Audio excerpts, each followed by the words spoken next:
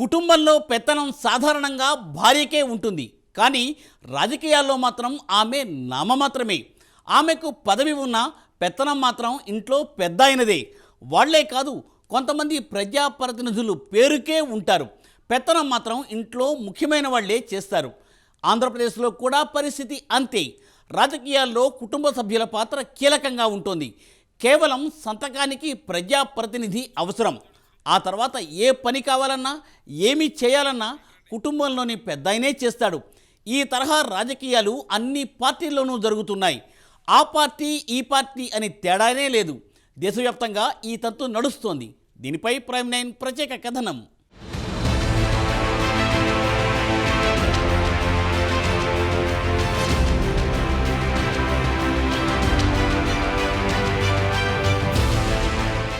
పాలిటిక్స్లో family drama, ఇదేదో Telugu cinema title అనుకుంటే పొరపాటు. రాజకీయాల్లో సకుటుంబ సపరివార సమేతంగా పాలు పంచుకోవడంపై సర్వత్రా విమర్శలు వస్తున్నాయి. రాజకీయాల వరకైతే బాగానే ఉండు, కానీ అధికార విధులు నిర్వహించడంలో కూడా కుటుంబ సభ్యుల హవానే నడుస్తోంది. ఈ తరహా రాజకీయాలు దేశవ్యాప్తంగా అన్ని రాష్ట్రాల్లోనూ జరుగుతోందే.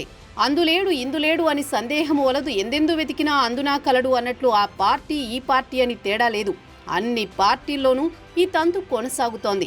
ఎమ్మెల్యేలకు బదులు కుటుంబ సభ్యులు పెత్తనం చేస్తూనే ఉన్నారు. ఏపీలో రాయలసీమ జిల్లాలో ఎక్కువగా కుటుంబ సభ్యులదే హవా నడుస్తోంది. భార్య ఎమ్మెల్యే అయితే భర్త పెత్తనం చేయడం, కొడుకు ఎమ్మెల్యే అయితే తండ్రి పెత్తనం చేయడం, తండ్రి ప్రజాప్రతినిధి అయితే కుమారుడు పెత్తనం చేయడం మామూలైపోయింది. ఇటీవల కాలంలో కోడలిని ప్రజాప్రతినిధిని చేసి మామ పెత్తనం చేయడం కూడా జరుగుతోంది. అదేవిధంగా కుమార్తెను ప్రజాప్రతినిధిగా చేసి తండ్రి అన్నదమ్ములు పెత్తనం చేయడం కూడా మనం చూస్తూనే ఉన్నాం.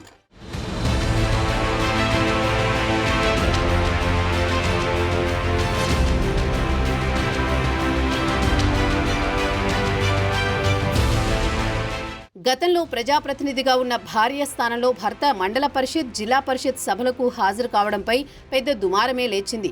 ఎటూ అనధికార కార్యక్రమాల్లో కుటుంబ సభ్యులే కీలక పాత్ర పోషిస్తారు. ప్రజలకేమన్నా చేయాలన్నా అధికారులతో మాట్లాడేది కూడా కుటుంబ సభ్యులే.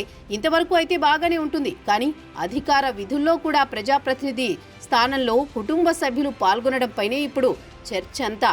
ఇది ప్రజాస్వామ్యానికి గొడ్డలి పెట్టు వంటిదని రాజకీయ విశ్లేషకులు అంటున్నారు. ఉదాహరణకు, మహిళలకు రాజకీయాల్లో సరైన స్థానం కల్పించాలని, అప్పుడే వాళ్లు మహిళా సాధికారత కోసం ప్రయత్నిస్తారని, మహిళలకు స్థానిక సంస్థల్లో రిజర్వేషన్ కల్పించారు. కానీ వాళ్లు స్వతహాగా నిర్ణయాలు తీసుకునే వీలు లేకుండా కుటుంబ సభ్యులే పెత్తనం చేస్తున్నారు. ఎక్కడో కొంతమంది మహిళా ప్రజాప్రతినిధులు మాత్రమే సొంతంగా తమ విధులు తాము నిర్వహించుకుంటున్నారు. చాలా చోట్ల మహిళా ప్రజాప్రతినిధులు నామమాత్రంగానే ఉంటున్నారు. ఈ తరహా పరిస్థితి స్థానిక సంస్థల్లో ఎక్కువగా ఉంటోంది.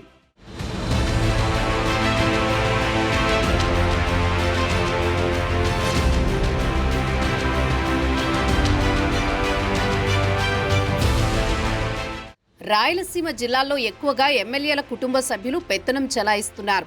పోలీస్ స్టేషన్, రెవెన్యూ ఆఫీస్, ఇతర ప్రభుత్వ కార్యాలయాల దగ్గర ఎమ్మెల్యేల కుటుంబ సభ్యుల పెత్తనం సాగిస్తున్నారు. ఈ సందర్భంగా కొందరు కూటమి నేతలు కూడా ఇదే తరహా పాటిస్తున్నారని విమర్శలు వస్తున్నాయి. కొందరు కూటమి ఎమ్మెల్యేల తీరుపై విమర్శలు వస్తున్నాయి. ఇటువంటివి ప్రజల్లో చెడు సంకేతాలు తీసుకువెళ్లే అవకాశం ఉంటుందని రాజకీయ పరిశీలకులు అంటున్నారు. చంద్రబాబు, పవన్ కళ్యాణ్ ఇలాంటి వాటికి సహజంగా వ్యతిరేకంగా ఉంటారని అందరికీ తెలిసిందే.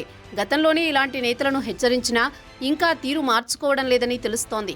కొంతమంది కూటమి పార్టీ ఎమ్మెల్యేలు ఇంకా మారడం లేదని ఆరోపణలు వస్తున్నాయి. గతంలో వైసీపీ అధికారంలో ఉన్నప్పుడు కూడా ఇదే పరిస్థితి కొనసాగడంపై విమర్శలు రావడం అందరికీ తెలిసిన విషయమే. ఎమ్మెల్యేల కుటుంబ సభ్యులు పెత్తనం చెలాయించారు. రాజకీయ వర్గాల్లో కూడా ఇలాంటి సంఘటనలపై చర్చ నడుస్తోంది. సామాన్య జనం నుంచి సైతం ఈ తరహా వ్యవహారాలపై తీవ్ర విమర్శలు వ్యక్తమవుతున్నాయి. గతంలో వైసీపీ నేతలు ఇలాగే చేయడంతో ప్రజల్లో తీవ్ర వ్యతిరేకత ఎదురైంది. జగన్ 11 సీట్లకు పరిమితం కావడానికి ఇలాంటి వ్యవహారాలు కూడా కారణమని తెలుస్తోంది.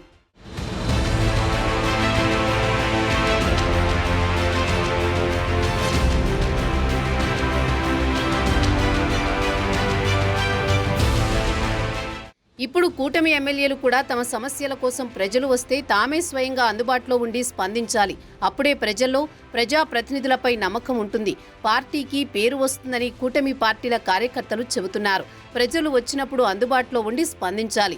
కుటుంబ సభ్యులను ముందు పెట్టి ప్రజాప్రతినిధులు ప్రజలకు అందుబాటులో లేకపోతే ప్రజల్లో వ్యతిరేకత వస్తుందని కింది స్థాయి కార్యకర్తలు అంటున్నారు. క్షేత్రస్థాయిలో ఓటర్ల చేత ఓట్లు వేయించేది కార్యకర్తలే. ప్రజల సమస్యలు బాగా తెలిసేది ఎక్కువగా వాళ్లకే. అందుకే ప్రజాప్రతినిధులు అందుబాటులో ఉంటే ప్రజలకు బలమైన సంకేతం ఇచ్చినట్లవుతుందని అభిప్రాయపడుతున్నారు. ఇదే విధంగా వ్యవస్థలపై పెత్తనం చెలాయిస్తే ప్రజల్లో వ్యతిరేకత వచ్చి వైసీపీకి ఎలాంటి పరిస్థితి ఎదురైందో అదే పరిస్థితి కూటమి పార్టీలకు కూడా ఎదురయ్యే ప్రమాదం ఉందని రాజకీయ వర్గాల్లో చర్చ జరుగుతోంది. మరి చంద్రబాబు, పవన్ కళ్యాణ్, జగన్ ఇలాంటి వారిపై ఎలాంటి చర్యలు తీసుకుంటారో వేచి చూడాలి.